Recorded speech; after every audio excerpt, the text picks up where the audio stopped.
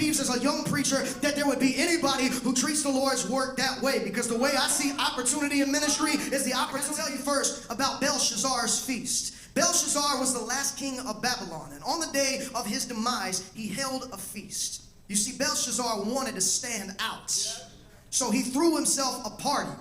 And while getting lit with wine, he asked for the vessels that were originally taken by Nebuchadnezzar from the temple in Jerusalem and drank from them at their feast. Drank wine and got drunk with it, and then praised the gods of gold, silver, bronze, iron, wood, and stone.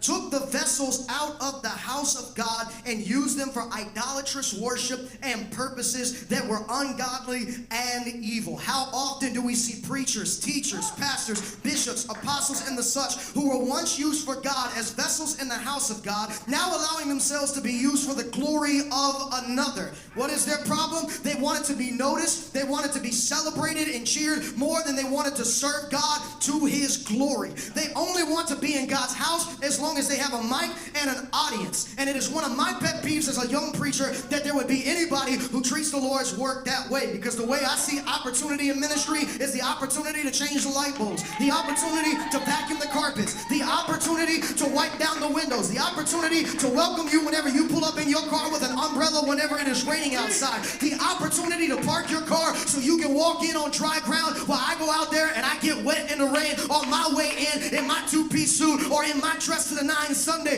That's what I looked at as an opportunity to serve in the Lord's house. Vessels that were supposed to have been used for the glory of God. Vessels that were supposed to have been used for the traditions and the rituals of giving praise, worship, honor, and glory to God, now being used by Belshazzar, a heathen king, to worship idols. Do you remember that evil Belshazzar?